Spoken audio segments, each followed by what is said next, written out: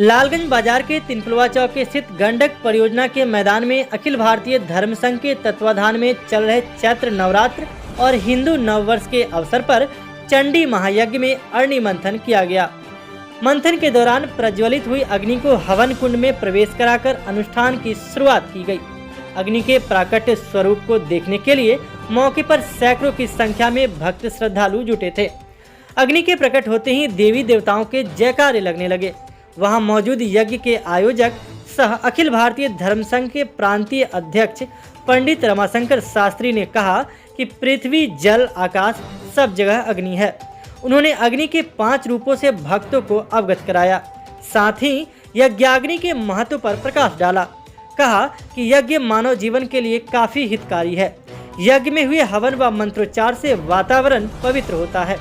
मंत्रों की ध्वनि जहां तक जाती है वहां तक दैवीय शक्ति तत्काल आ जाती है।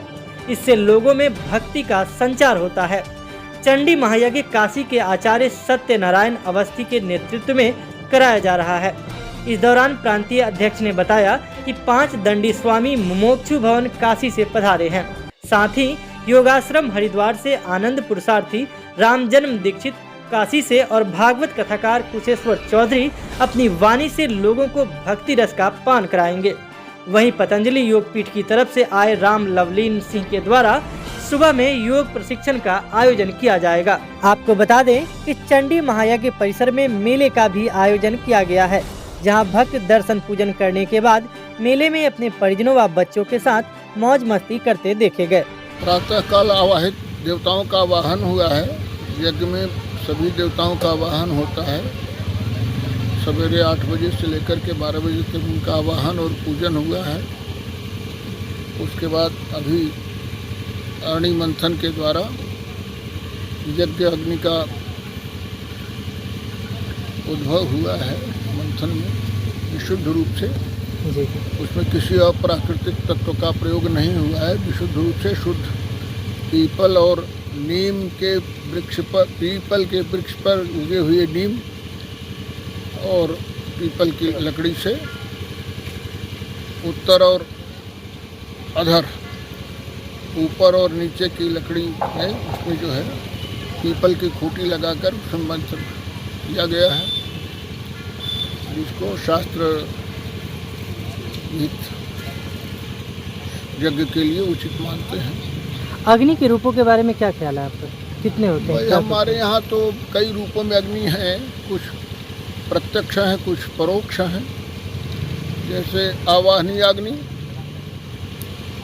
और दक्षिणाग्नि और एक है यज्ञाग्नि। तो गार्हस्पत्य अग्नि, यज्ञाग्नि का प्रयोग जैसा इस विधि से अग्नि का प्रकटीकरण करके यज्ञ के लिए प्रयोग करते हैं अग्नि मंथन के द्वारा। और गृहस्थ की जो अग्नि होती है, चूल्हा इत्यादि जिससे जलता है, उसके गार्हस्पत्य अग्नि कहते हैं। और एक दक्षिणाग्नि होती है जो मरने के बाद श्मशान में दाह संस्कार किया जाता है। और व्यापक अग्नि का विचार अगर हो तो पेट में रहने वाले जो अन्न पचाने वाली अग्नि है उसको जठराग्नि कहते हैं। एक अग्नि समुद्र में भी रहते हैं जिनको बड़वाग्नि कहा जाता है। वन में लगी हुई आग को दावाग्नि कहा जाता है। तो अग्नि ऊष्मा, अग्नि का अर्थ है ऊष्मा से, जो ऊर्जा का स्रोत भी माना जाता है। इसलिए सर्वोच्च ऊर्जा का स्रोत अग्नि को ही माना गया है।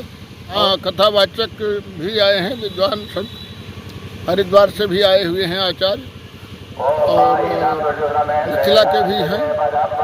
श्रीमद् भागवत के वक्ता हैं पंडित कुशेश्वर चौधरी हैं, और हरिद्वार से आए हुए हैं। और यहाँ जो है नित्य प्रातःकाल से लेकर के 7:30 बजे तक, 5:30 से 7:30 वो योग प्रशिक्षक पतंजलि पीठ से आए हुए हैं। और इस तरह से जितने भी कल्याण के साधन हो सकते हैं यथासंभव हमने प्रयास किया है। अब लाभ लेना न लेना ये जनता का काम है। जनता